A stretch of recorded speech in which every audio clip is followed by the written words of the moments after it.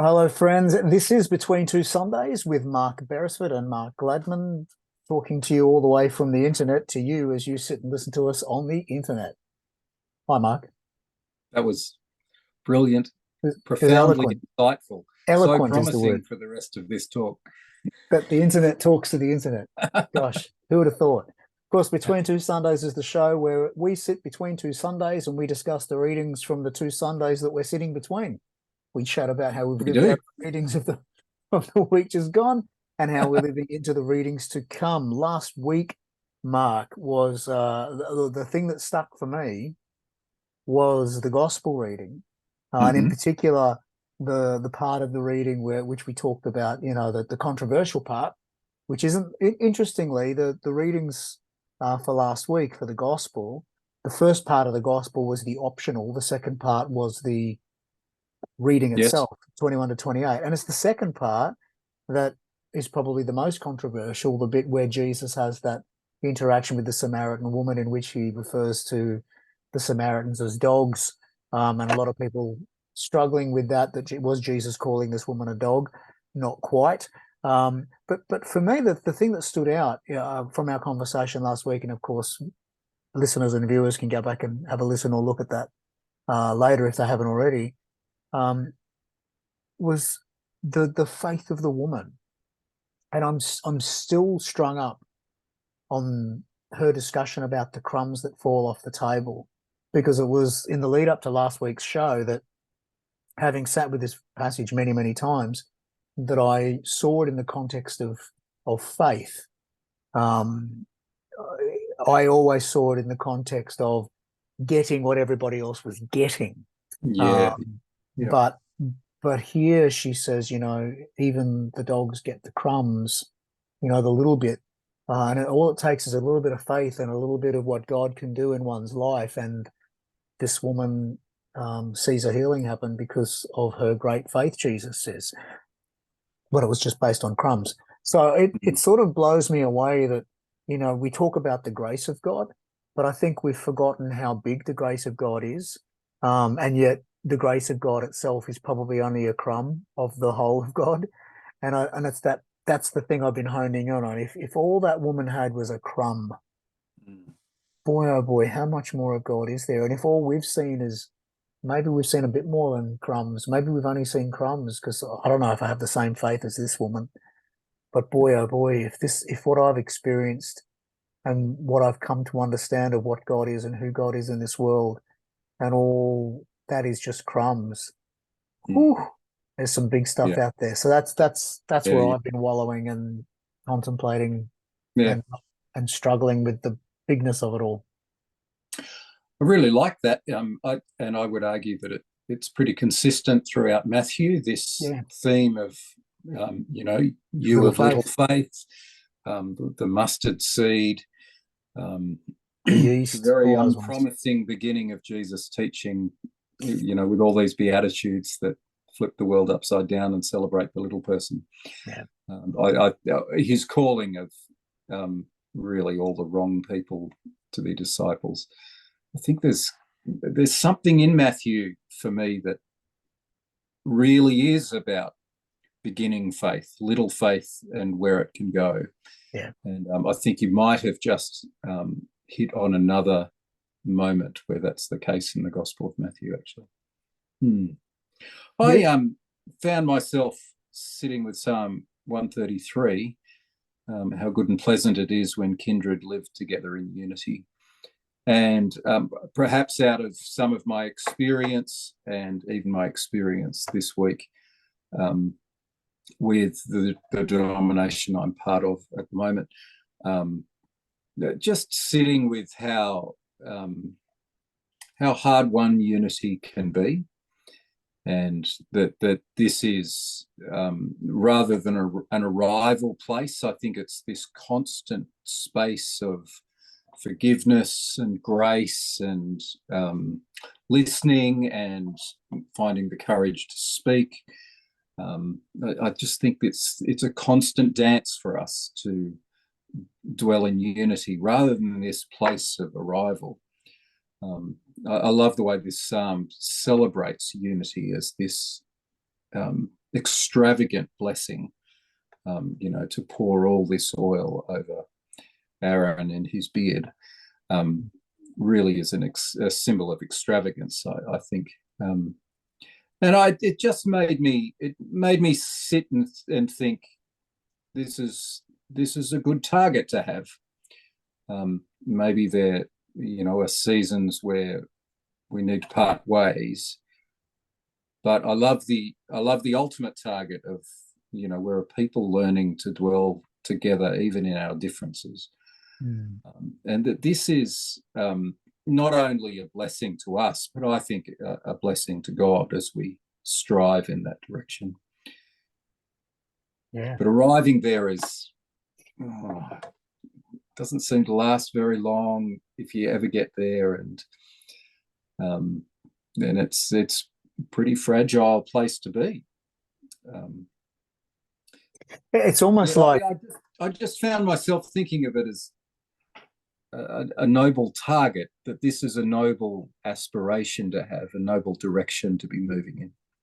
it's funny because as you're talking, I've just sort of come upon the idea that when we're talking about unity, often we approach it from, if you and I are seeking unity, I probably come to a place where I'm agreeing that we can be in unity when you say that you're going to do X, Y, Z, and I go, okay, I can handle that. I can agree with that. The work isn't so much on my part.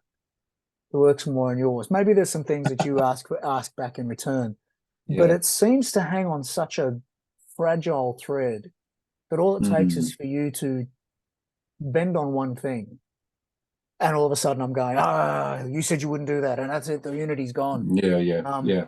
But I'm starting to see, just as you're talking there, the unity is something that comes from my holding on to you being connected to me. It's not that you are responsible for keeping the unity. I'm responsible for even when you might be the one who changes the deal or falls back on the agreement or whatever it is. My responsibility is to hold the unity even when that tension is there. That changes everything, because it means unity is about what I do. Yes. It's about you doing something that I'm happy with. Yeah. I think unity is, for anyone, really needs to be about me holding on for as long as I can, and me being the one who, where will I compromise? How will I stay in relationship? Even if we're not unified, or identical. I think unity and unification are probably, unity and thinking identically or being exactly the same. I don't think they're the same thing. No, exactly. I I think agree. unity is this dance, this constant dance of staying with one another as dance partners would.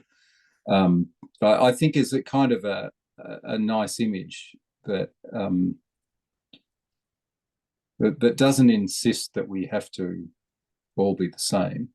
Right. And in fact, the dance analogy is incredible, Mark, because if you think of ballroom dancers in a competition, if let's say you and I are dancing together, if you're the one who goes out of step, part of my responsibility in our dance relationship is to step in a way that the judges don't notice that you've gone out of step, that we still look like we are walking together in unity. So even though you're the one who's tripped, I'm the one who has to correct myself. Correct's not the word. Adjust myself to make sure you're held within this relationship. Yeah. Not immediately go, you've messed up and you're gone, get out of here. Yeah. Do you remember, just using that analogy, do you remember, many years ago now, and I have it in my head that it was the opening of the Commonwealth Games, but maybe that's wrong. Anyway, Madonna was singing and dancing, and part of opening the Commonwealth Games. And she had a very long robe and tripped on it as she went down the stairs. And on the next beat, every dancer around her went down on the ground. It was incredible, and you know, it ended Wow. up being like a, you know, everyone in the Just world thought it sort was a of dance saw it. step. It looked like a dance step. If you weren't told what had actually happened, um, it, and they were like 8 other dancers on the next beat did the same action. So Wow. this is following. This is relationship. This is sticking with whatever happens in the moment. They're in front of, you know, millions of viewers across the globe, Holding the and unity together. they pulled it off. It was remarkable. And Yeah. I'd love to think we, you know, we in the church can be that in sync, that when things go wrong, we cover it Yeah. rather than expose. I was just going to say, let's make sure we're Not clear. We're cover not over. saying No, cover no, up that's not what I mean. things. No, we don't want to do that. But Yeah, yeah. certainly to cover each other But in a we way that we're still in hold step. each other in that space. Yeah, that's right. Yeah, yeah. Yeah, absolutely. Oof. Let's move on to this week, which Okay. is the 13th Sunday after Pentecost, Exodus chapter 1, verses 8 to chapter 2, verse 10, Psalm 124, Romans 12, 1 to 8, and Matthew 16, verses 13 to 20. All of those readings you'll find in your show notes below. If you're watching on YouTube or on the show page, if you're watching, listening, whatever, on a podcast, or you can go straight to vanderbilt.library.edu or whatever it is and find the readings and all the cool resources that they've got there that go along with them. Shall we just cruise through as we have been from? Yeah, let's do that. See where Yeah, we end up. I tell you what, I'll kick off this on the Exodus thing. This is the story, obviously. You know, we're starting with Moses. You know, we finished with Joseph in Genesis. We're moving into Exodus and the story of Moses, and there's so much that can be said for this reading. It's actually quite long and there's a lot in it. But here's the bit that I'm going to be focusing in on as we reflect on them coming into Sunday, and that is the predominant part of, well, most of the part of chapter 1 from verses 8 to 22 before you start on the chapter 2 section, is focusing on the Egyptians and their treatment of the Israelite people. When verse 8, a new king arrives over Egypt who did not know Joseph. And so he starts to put fear in the Egyptians by saying, look, they're more numerous and more powerful. What if they join another nation and conquer us? Let's make them our slaves. And so they do. And here's the thing that hit me hard. Mark, when you read this, you're not an Israelite. You're an Egyptian. And I think that's all I have to say about that. To quote Forrest Gump. But honestly, if you're reading this story and you've always read it as if you're the Egyptian, you're the Israelite, go back and read it again and reflect on the possibility that you might be the Egyptian, that you are the one. And if you think about it, I mean, and this is, I mean, at the time it was written down, it's certainly not suggesting that, but think about some of the teaching that Jesus gave to the religious leaders of his day, trying to help them see that they were making it hard on the people they were following. And think about that in the context of therefore they set taskmasters over them to oppress them with forced labor. They built supply cities for Pharaoh, but they were more oppressed. They multiplied, yada, yada, yada. So the Egyptians became ruthless and imposed tasks on the Israelites, making their lives bitter with hard service in mortar and brick and every kind of labor. They were ruthless in all the tasks they imposed on them. This could be me as a leader of people. This could be me as a someone with privilege in a place where there are people who don't have the same privilege as I do. This could be me having access to resources around people who don't have access to the same resources, me with an education, with people who don't have education. Where am I being an Egyptian, and who are the Israelites that I have to be careful that I'm not oppressing? That's pretty much where I'm sitting with this one. I think this is precisely why, as the Israelites leave Egypt, they're given, as they prepare to enter the promised land, they're given 10 commandments. And a lot of it's around, part of it is around remembering that they were slaves in Egypt. Right. And they are going to, these roles are going to switch, as they move into the promised land, they are going to become the powerful ones. In fact, every one of the 10 commandments is looking at a thing that has happened that 4 or 5 generations of Egyptians have been embedded into, that they have to let go of. Otherwise, they're going to fall into the same trap as their oppressors have put them in, and they're going to just become just like them. Yeah, and it is a trap. I think I think the 10 Commandments are teaching Israelites who've never been free how to hold on to their freedom, and part of holding on to their freedom will not be to not oppress others. That's exactly right. And one of the clearest way to avoid that is to remember that you were once there. Yep. But this very story has started, hasn't it, with someone who has forgotten their history, a king who has arisen without and can't remember, has no knowledge of Joseph, which one would think would have changed this whole story, surely, if this knowledge had been passed down. This king would have had every reason to be grateful, and perhaps the rest of the nation would have had reason to make sure he was grateful and to advise him to be a little bit more compassionate. Yeah. The other thing that struck me is there's the other. I don't know if I'm making too much of this, but Pharaoh's daughter naming Moses, Moses becoming the great Israelite, and here, and I'm assuming here, but I think I'm on pretty fair ground that she names him not with a Hebrew name, but with an Egyptian name. I love this. I don't know. For me, there's a sense of being reminded by Moses' name of their Egyptian, the oppressor's help. Every time they say the name of Moses. I assume that happens. I've never heard that before, but I was just kind of struck by this thought that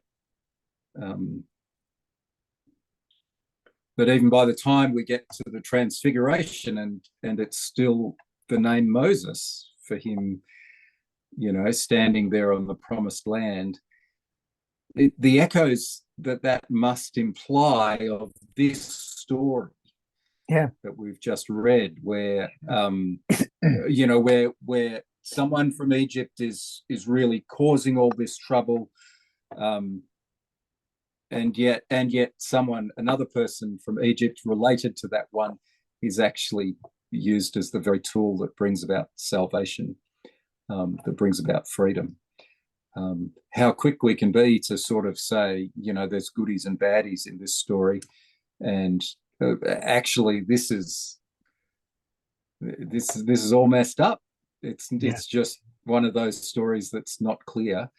And even the very naming of the great hero of Israel, Moses, is done by probably the most unlikely person, and of course refers to this moment of fragility where he's gonna, I don't know, what's he gonna survive? A couple of hours in a basket on the water with no food, no nourishment. This extraordinary point of vulnerability where perhaps the most unlikely person turns up and puts in train, is one of the links that leads not only to Israel's freedom, but to this great man of Israel's story, Moses. Um, there's something in this story that I just want to say. God's using anyone. God's using the enemy here. If you want Well, to begin, I was just going to say, if you're talking about this Pharaoh forgets his history.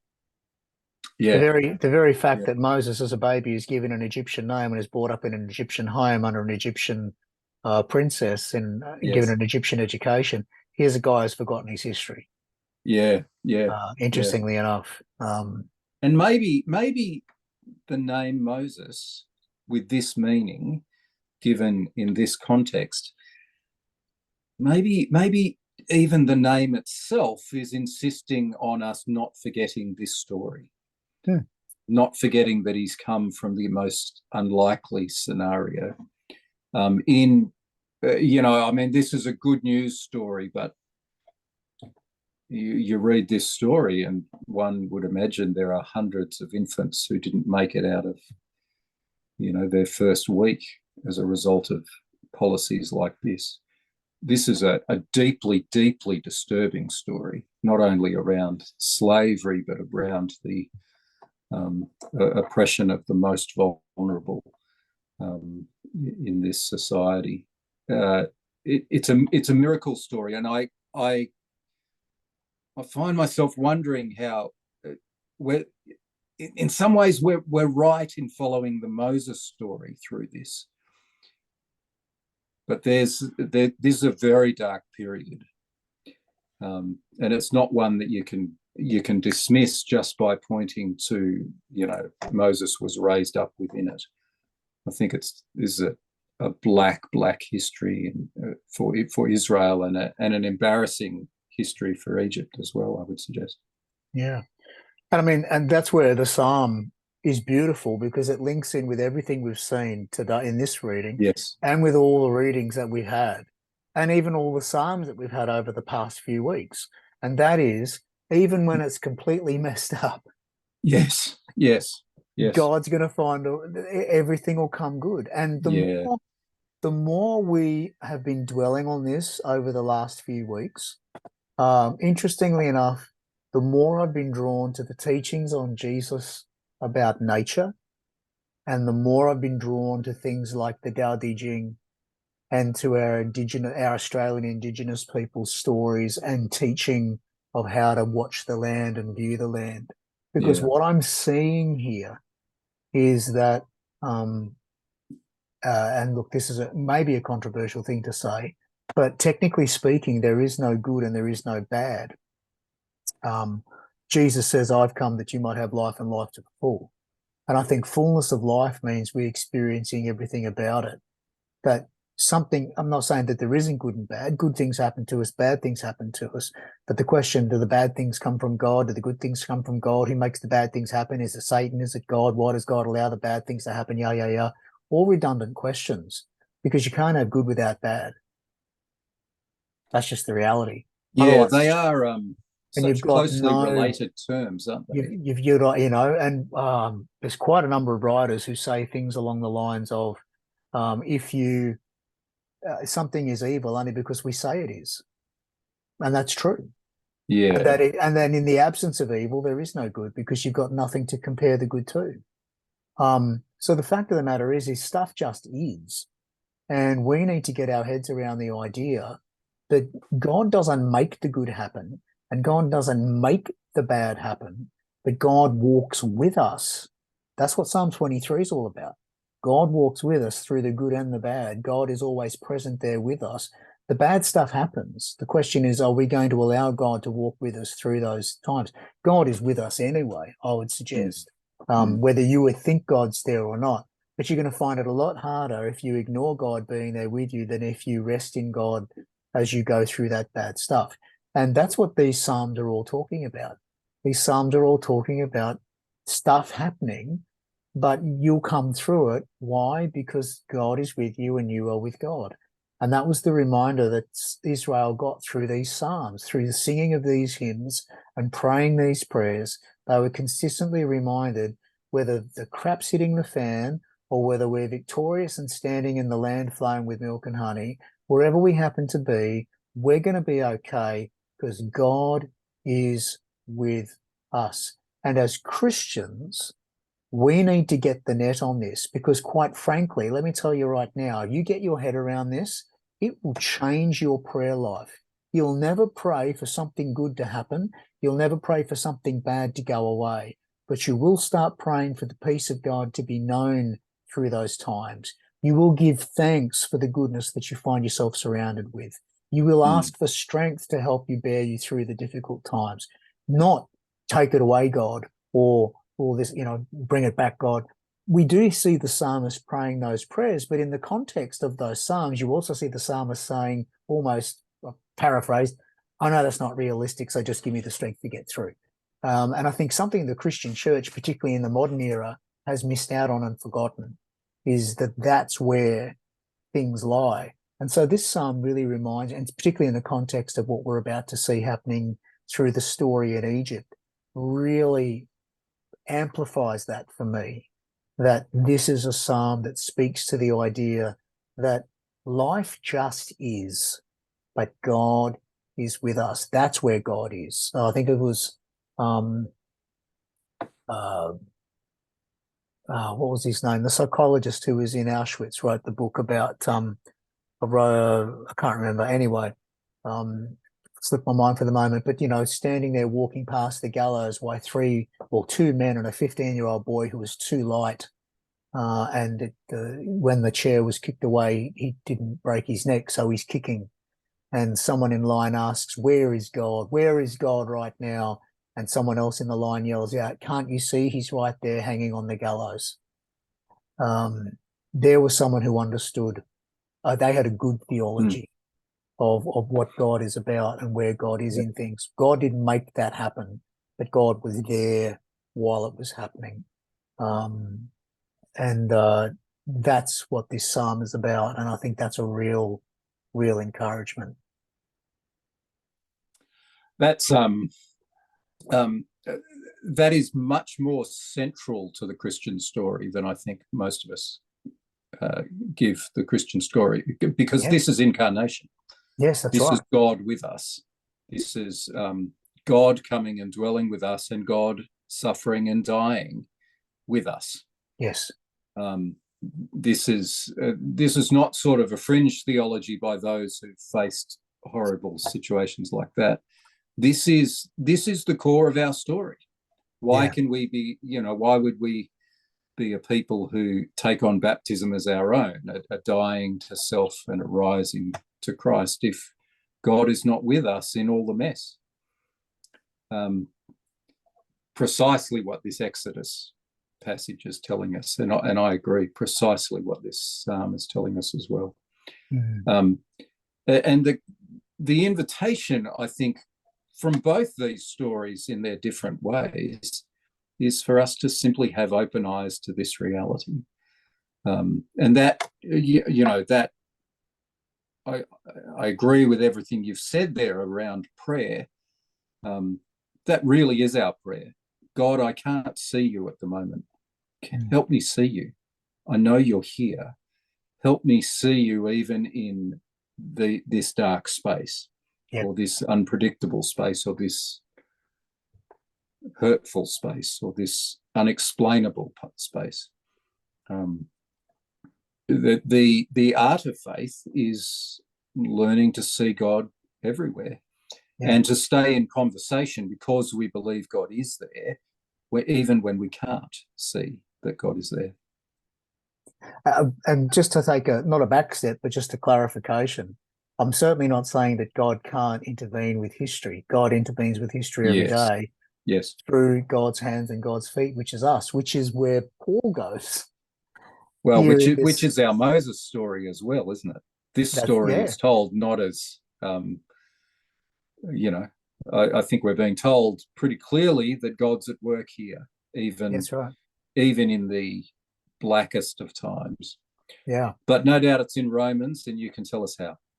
Yeah, well, in this passage here, we see that quite clearly. In the second part of the reading. Before we get there, though, back in verse 2, do not be conformed to this world, but be transformed Mm. by the renewing of your mind. In other words, change your thinking about things, start to think about things differently. And we often stop there. But there's more. But wait, there's more. What is Paul going to say? Why do we need to change our minds? So that you may discern what the will of God is. So you can see God. Exactly what you were just saying. Mm. Right? And then he goes on to talk about how that in being able to discern this will of God in the world doesn't create a hierarchy of,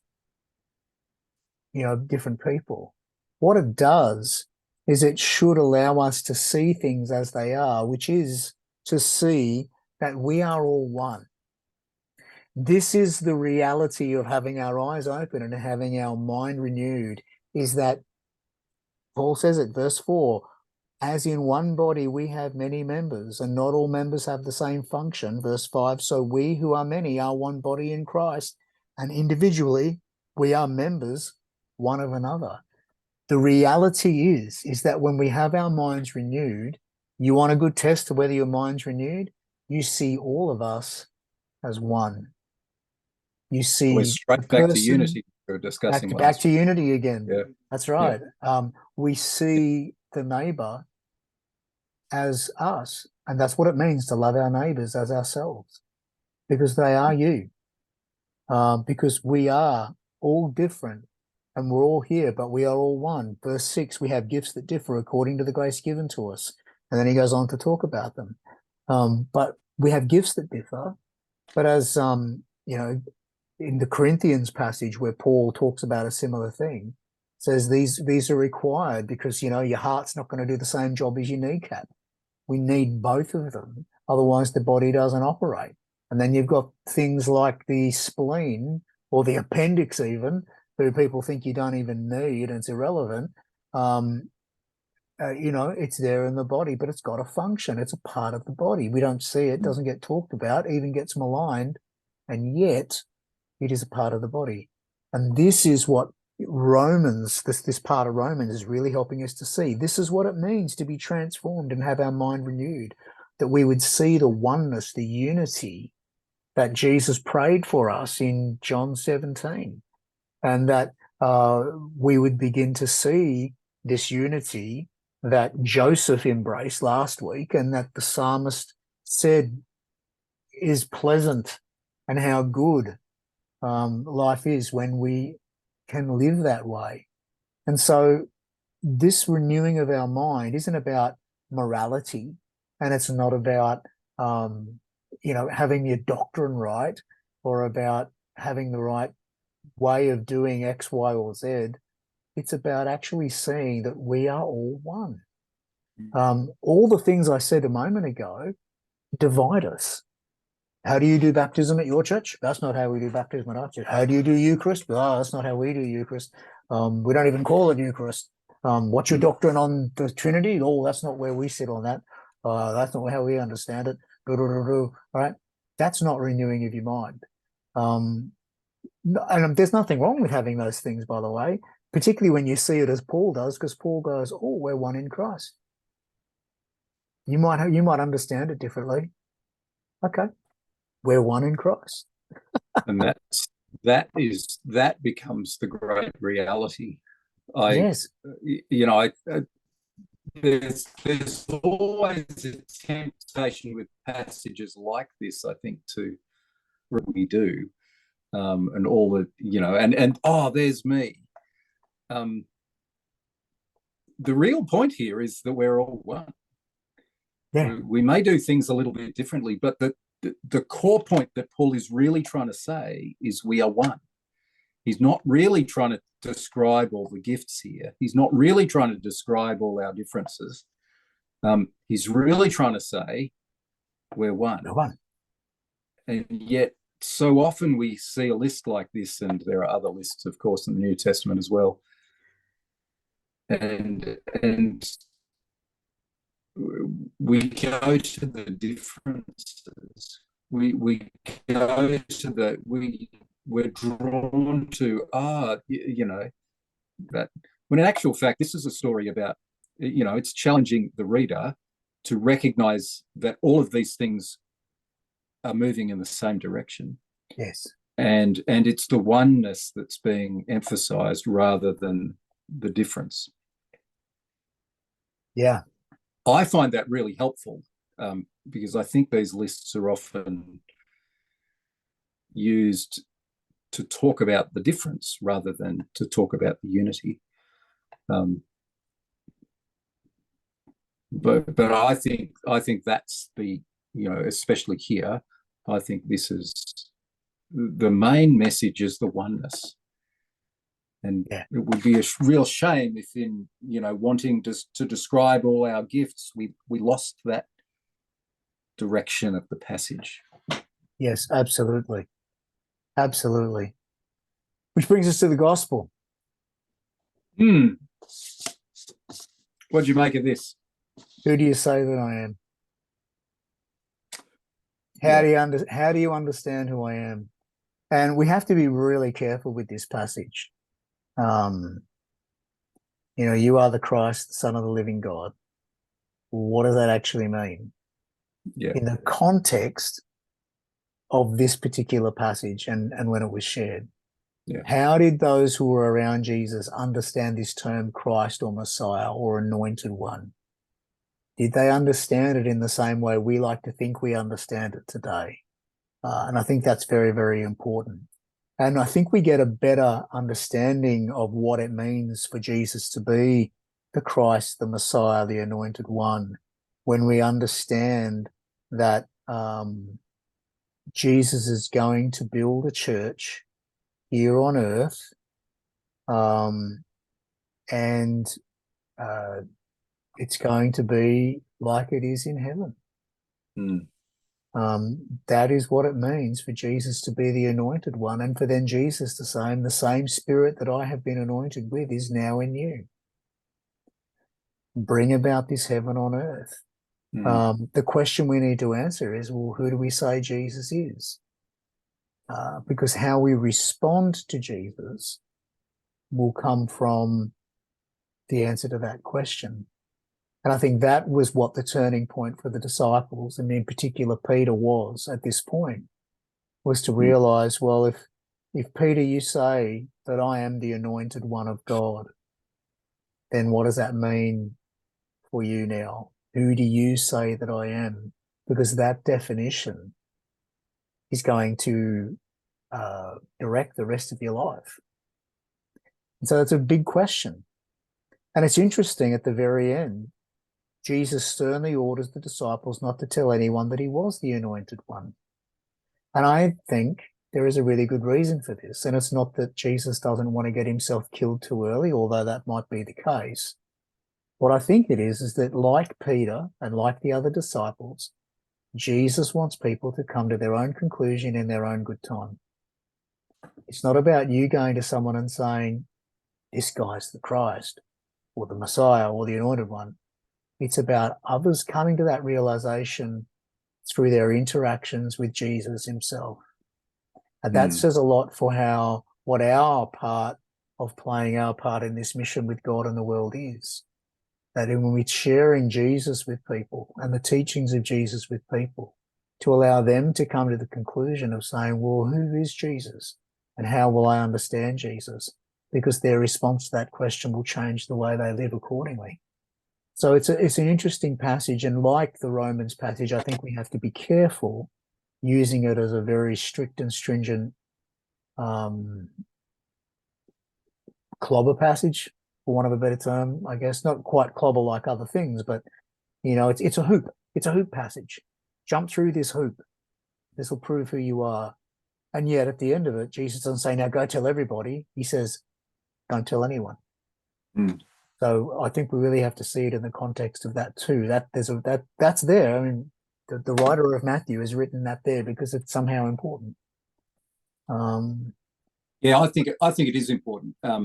Partly because of what follows. Jesus begins at this point to teach that he's going to the cross. Yeah. So I always read this passage, and yes, Peter's named something really vital, extraordinarily accurate. I don't think anyone has a clue what the Messiah is going to do. It's one thing to name Jesus as the Messiah, but no one has any idea what this implies. In fact, as Jesus begins to describe and, state plainly that he will go to the cross and he'll suffer and he'll die and he'll rise again, they don't even know what to do with it. No. And how could they? How could they possibly, I don't say this critically of the disciples. I'm just saying, how could we as people possibly imagine a God that behaves like this? I mean, and this is why we have to understand what previous messiahs had done, and Sure. B, what Messiah means to the Jewish people. Because without that, we don't see the complete oxymoron of Jesus being the Messiah actually is. Yes, yes, yes. So there is this expectation that this will be a military takeover, Rome will be kicked out, Israel will be free. This is all imagined in terms of politics, which is where we get later in Matthew, we get the disciples arguing about who's the greatest and requesting, thrones in their kingdom on the right and the left. And Jesus is anything but denying that he is the Messiah here. But he seems to know that they have no clue as to what this will look like. Yeah. And I think he wants them to be pretty quiet about all this identity stuff before they understand, not that they ever do until they actually see it. Well, let's also remember too that Jesus doesn't fulfill very many of the expectations that the Jewish people had of the Messiah, if any. And so maybe part of the reason why I don't go and tell everyone that I'm the Messiah is because they're going to be bitterly ticked off and turned off. They need to, the whole picture is going to be required to make sense of what it means to usher in this kingdom without having a war, without oppressing the Romans back, without doing all these other things. And yet this is the job that I've been tasked to do, and I'm still going to bring it about, and I'm still the anointed one, the Messiah of God in that sense. But it just ain't going to happen with war horses and swords and stuff. This is where, the disciples are taking swords to the garden, and you've got people like Judas betraying him so he can get things moving along quicker, not because he's being spiteful, but because he actually wants to see the Romans beaten up and turfed out by the Messiah. We need to understand it all. Sorry, I didn't mean to cut you off there. No, it's all right. I'm done. I'm just thinking about these in the context of this conversation. These keys of the kingdom of heaven, whatever you bind on earth will be bound in heaven, whatever you loose on earth will be loosed in heaven. Mm-hmm. And they're thinking, he's the Messiah, therefore he's going to kick Rome out. I wonder if this is pointing to a much bigger reality than just Rome, than just the oppressor here.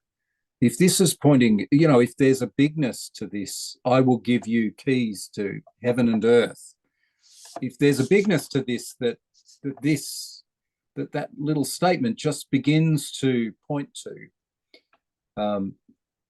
a suggestion that this is not a spiritual and therefore smaller vision that Jesus has, but actually something that's much greater, that's truly cosmic, and that will be put in the very hands of the disciples. I haven't actually thought of this in this space before, but I just wonder if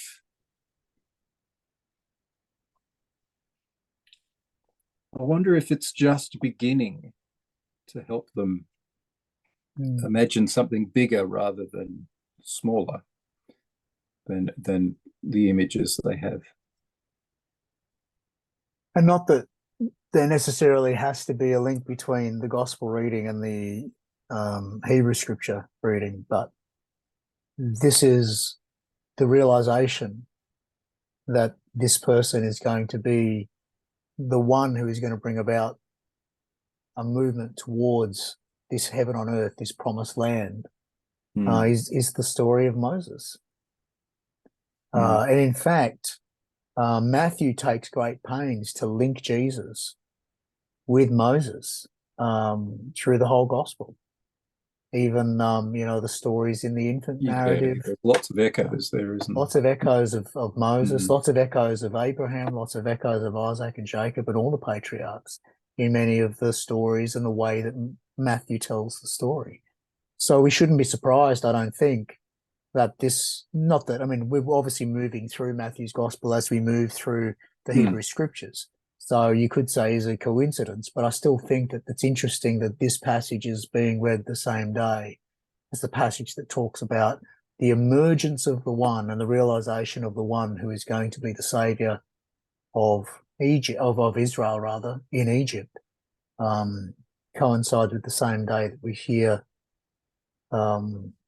Jesus being identified as the one who's going to bring about the new kingdom. And interestingly enough, literally through inviting Peter is inviting us to participate with him and needs us to participate with him in bringing that about, just like the Israelite people will walk alongside Moses and bring about their future together. There's a lot in these. Yeah, I'm going to have to sit with this for just a little bit longer, I think. Yeah. We'll see. We'll see if something from the Gospels is what I end up talking about next week. The readings we've discussed today. Sorry, go on. Do you know if Simon, son of Jonah, how does Jonah end up in here? And is this just his dad, or is this some kind of reference to the Old Testament Jonah, the prophet Jonah? Well, if you think about I'd have to look that up. If you think about what Jonah was sent to do, and even if it's not, think about what Jonah was sent to do and think about what Peter's going to be sent to do. Especially when he gets told, go to the Gentiles. Well, Peter's going to be denying. There's the story of Jonah. Peter's going to be denying this realization soon enough, isn't he? Go to the Ninevites. No way. Yeah. Anyway, maybe there's nothing in that. Maybe that's his dad's name. Yeah. Who knows? Anyway, friends, the 13th Sunday after Pentecost, we've been looking at Exodus 1:8 to 2:10, Psalm 124, Romans 12:1 to 8, and Matthew 16 verses 13 to 20. Make sure you drop your comments, thoughts, ideas, problems, worries, hassles, concerns, or threats in the comments down below here on YouTube or on the podcast of your choice. Send us an email at betweentwosundays@gmail.com. Jump on Mark's website, barefootfollower.life. Hit me up on Instagram or something and tell us what you think and what you don't think. Because we are walking this with you, and we'd love to hear what it is that the Spirit has spoken to you about these passages. Thank you, my friend. Another week. Great to see you. And you're always looking handsome. I enjoyed that. To see a man with a trim beard. Yes, I am. That's my next task. To not look shabby for the next episode. We'll see how we roll. Good on you. Until then, peace be with you, and bye for now. See ya.